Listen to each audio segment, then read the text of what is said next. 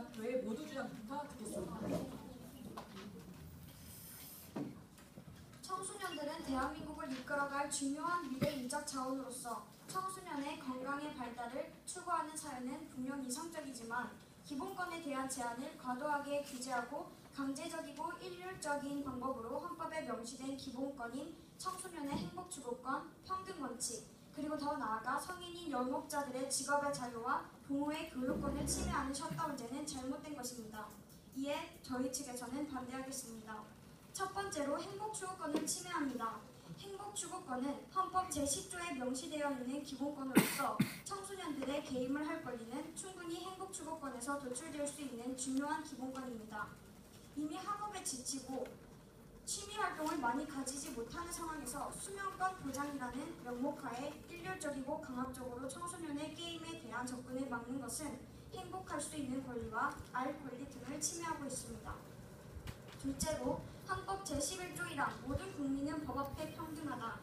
누구든지 성별, 종교 또는 사회적 신분에 의하여 정치적, 경제적, 사회적, 문화적 생활의 모든 영역에 있어서 차별을 받지 아니한다 에서 명시되어 있듯이 청소년이라는 사회적 신분에 따라 심야 시간에 온라인 게임을 하는 것이 제한받는다면 이는 청소년의 평등권을 침해합니다. 또한 셧다운제 자체가 평등성의 원칙에도 위배되는 것은 온라인 게임에만 적용하고 있어 이는 온라인 게임과 기타 게임을 평등하게 대우하지 않는 것입니다. 세 번째로 헌법 제15조에서 모든 국민은 직업 선택의 자유를 가진다고 명시되어 있는데 국가가 셧다운제를 시행하는 것은 국가가 직접 개입하여 국가가 정하는 시간 동안 직업을 수행할 수 없다라는 결론에 도달하게 됩니다. 개인 산업체를 운영하는 회사의 경우 영업자의 자율권을 이 법에 의하여 제한받게 되는 것이고 더불어 한국의 개인문화 산업 발전을 저해시킵니다. 마지막으로 부모의 양육권과 교육권을 침해합니다. 청소년의 교육과 양육에 있어 제1차적인 권리와義務는 부모에게 존재합니다. 하지만 국가가 부모와 자식의 관계에 과도하게 개입하는 것은 사적인 가족관계 형성을 국가가 직접 규율하는 것이므로 헌법적 한계를 일탈합니다. 더불어 자녀에 대해 개인 이용시간의 조절과 관련된 교육을 실시하고 통제하는 것은 부모의 권리이자 의무입니다. 결론적으로 셧다운제의 취지는 정당합니다. 하지만 국가가 일률적이고 강제적으로 셧다운제를 시행하는 것은 수단에 있어서 문제가 되고 적정성 침해의 최소성 법입의 균형성 측면에서 위헌적인 요소가 있으므로 반대 측은 야간 셧다운제가 청소년의 권리를 침해한다고 주장합니다. 감사합니다. 셧다운제를 반대하는 국민의힘 모두 주장이었습니다. 셧다운제를 찬성하는 덕천 여중의 모두 주장 시작하겠습니다. 온라인 게임 셧다운제는 시행 시기부터 찬반 논란이 있었으나 온라인 게임의 과다한 이용으로 인해 온라인 게임 중독 문제가 발생하고 이것이 사회적 문제를 야기하고 있는 만큼 저희들은 이 법이 청소년을 보호하여 건강한 성장을 도모하고 사회적 병폐와 폐단을 최소화하는 데 기여하므로 청소년의 직업의 자유, 행복추구권, 평등권을 침해하지 않는다고 생각합니다. 첫째, 직업 선택의 자유를 침해하는 것이 아니라 소질 발굴과 직업 탄생의 기회를 제공하여 청소년의 건강하고 건전한 성장과 발달을 돕습니다. 직업 선택의 자유는 헌법 제15조에서 보장하고 있으나 우리는 청소년의 시기적 특성에 주목할 필요가 있습니다. 이 시기에 청소년들은 발달 과업 단계로 볼 때 시민으로서의 필요한 지식, 기능, 태도를 습득하고 직업 선택과 그 준비에 몰두해야 하는 시기입니다. 그러나 게임 과몰입 혹은 중독은 수면 방해, 건강 이상, 학습 저해, 진로 탐색의 기회 박탈 등의 문제를 일으키므로 발달 과업의 성취를 방해합니다. 따라서 이 법은 청소년의 발달 과업 성취를 도와 올바른 진로 선택을 위한 정당한 기회를 제공하며 국가의 중요한 인적 자원인 청소년이 건전한 인격체로 성장할 수 있도록 돕습니다. 둘째, 개인의 행복 추구에 앞서 그것으로 인한 폐단과 부작용, 사회적 비용 등을 고려할 때 보험법은 행복 추구권을 침해하지 않고 있습니다.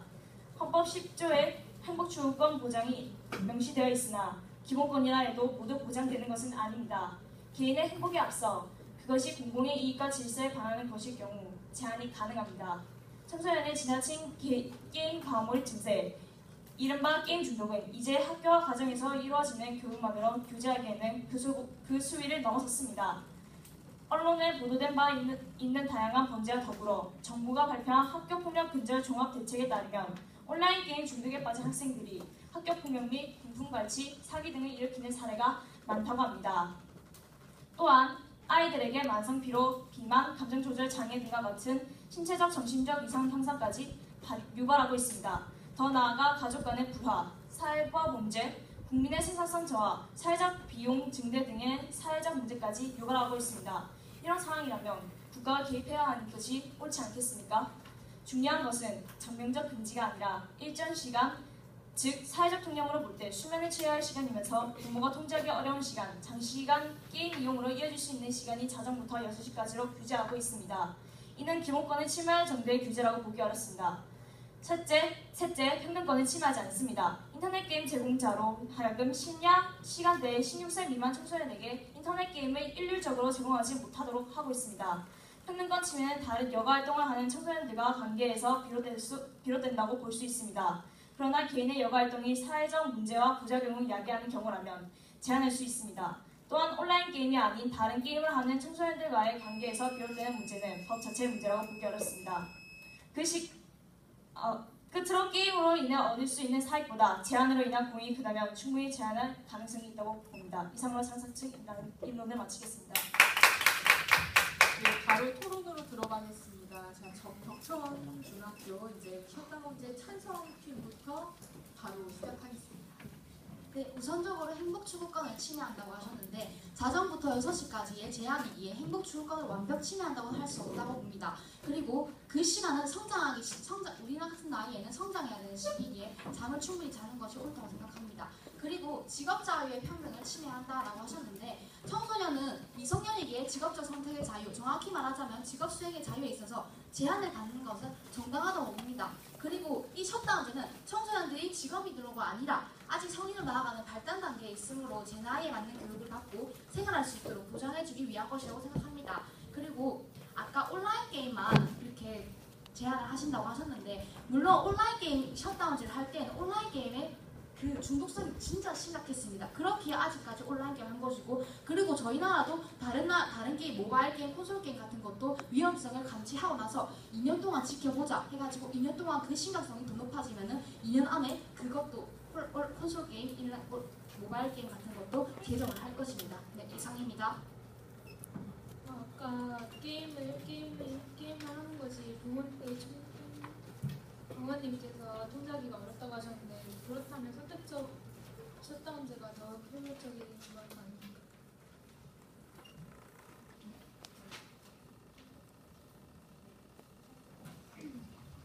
다시 한 번만 더 말씀해 주시기 바랍니다.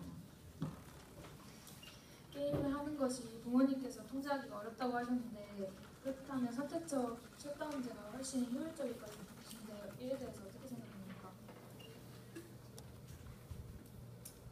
게임 시간 선택제는 부모님이 일정 시간을 게임을 못하게 하는 것인데 문제는 이러한 부모의 제재를 잘 받아들이는 청소년은 중독으로 이어져 심각한 사회 문제를 일으키지 않는다고 생각합니다.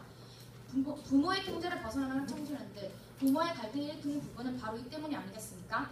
심각한 중독에 빠진 청소년들, 그리고 빠져드는 청소년들은 강제성이 있어야 할 것으로 예상됩니다. 그리고 아까 전에 청소년의 직업의 선택을 자유를 침해한다고 말씀하셨는데 저희는 그것을 말하는 게 아닙니다. 지금 게임을 제공하고 있는 저희들은 성인의 직업 선택의 자유를 침해한다고 말씀드리고 있는 것입니다.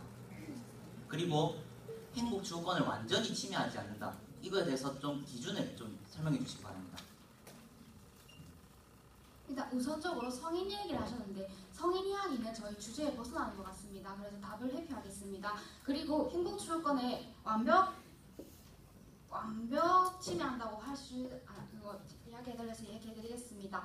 행복주거권 침해는 자신이 누릴 수 있는 자유를 완벽하게 누리지 못하게 하는 것입니다. 그런데 저희는 자정부터 6시까지의 제한으로서 행복주거권을 완벽 침해한다 할 수 없다 생각했습니다. 이상입니다. 문제에 보면 게임 영업자의 자유권을 침해한다고 되어 있는데 이는 성인에 대한 건 아닙니까?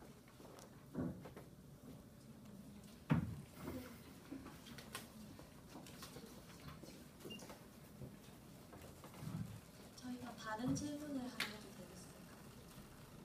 아까 학생들이 지쳤다고 했는데 여가 활동으로 게임을 한다 하셨는데 그거는 인정합니다. 하지만 학생들은 지금 학업 때문에 이미 지친 상황에서 현실적으로 게임을 할 여력이 있다고 생각하십니까?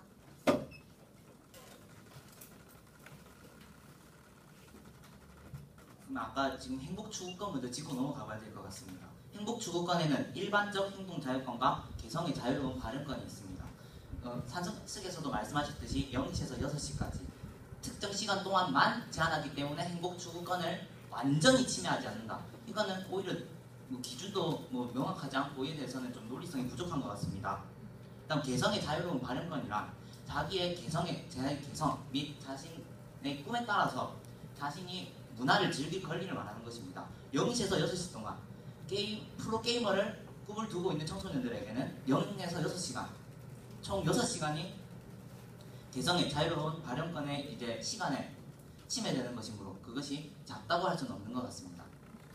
게다가 1면에서 중독에 대하여 말씀하셨는데 중독은 게임을 얼마나 많이 하느냐가 문제지 특정 시간에 게임을 하는 것은 별개의 문제입니다. 오전 0시부터 6시까지 특정 시간에 제한을 두는 것이 아니라 게임 이용 시간에 대한 규제를 내리는 것이 마땅하다고 생각합니다. 이에 대해 어떻게 생각하십니까?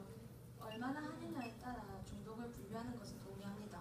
하지만 본법이 규제하고 있는 시간은 사회적 통념으로 볼 때 숙면을 취해야 하는 시간입니다. 그리고 본 시간대는 부모의 통제를 벗어날 수 있는 시간이며 장시간 이용으로 이어질 수 있는 시간대인 것입니다.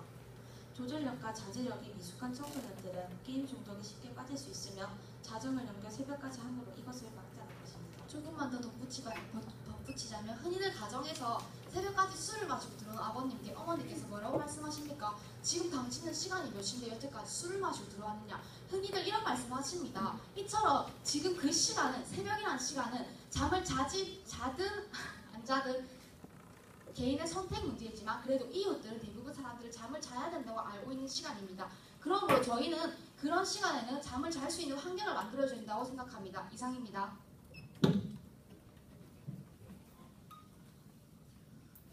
그다음에는 이제 실효성이 있느냐 이게 가장 큰 논쟁일 것 같습니다.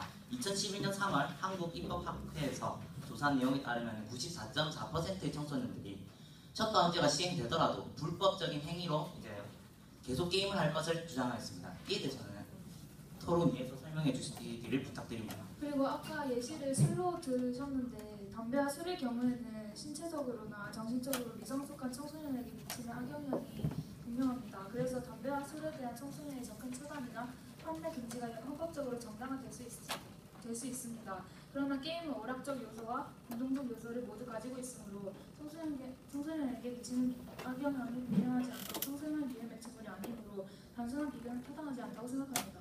저희는 그 술을 얘기하는 게 아니라 그냥 아버님이 저희는 그 술을 통해서 이 시간대가 잠을 자야 된다는 시간이라고 알려주고 싶어서 얘기한 것 뿐입니다. 이상입니다. 그러면 모든 게임을 하는 사람이 공공복리를 해친다고 생각하시는지 또 질문이 의문점이 듭니다. 네, 11초 남았습니다. 네, 원래 순서상으로는 두 번째 토론은 분위기부터 시작을 하는데요. 지금 이쪽에 질문이 쏟아졌기 때문에 자, 우리 이 덕천 여주부터 할게요. 아까 실효성 문제에 대해서 말씀하셨는데 본법의 실효성이 미미하다는 비판을 면하기 어렵다는 것은 동의합니다. 하지만 아주 없지는 않다고 봅니다. 게임 중독에 대한 관심이 증대되었고 심각성에 대한 인식도 증가했다고 보여지고 본 법안으로 다시 한번 청소년 게임에 대한 관심도가 높아졌다는 것은 각종 언론 매체에서 집중 다루어지는 것을 보아도 알 수 있습니다. 그리고 덧붙이자면 저희는 실효성에 대해서 이런 이야기를 하고 싶습니다. 중국의 대나무는 5년 동안 아무런 변화가 없습니다. 그래서 타지 사람들은 자라지 않는 대나무라고 생각하지만 그 지방 사람들은 물을 주고 거름을 줍니다. 그러다 5년이 지나면 한 달 만에 30m씩 쑥쑥 자랍니다. 긴 시간 동안 뿌리를 뻗어 충분한 영양분을 확보한다는 것입니다. 이 이야기를 하는 이유는 법의 실효성을 단기간에 보이는 것만으로 판단하지 말자는 것입니다. 첫 술에 배부를 수 없으며 정책을 보완하여 그 실효성을 높이면 된다고 생각합니다. 이상입니다. 아까 전에 단기적으로 보지 말고 장기적으로 보라고 하였습니다. 그렇다면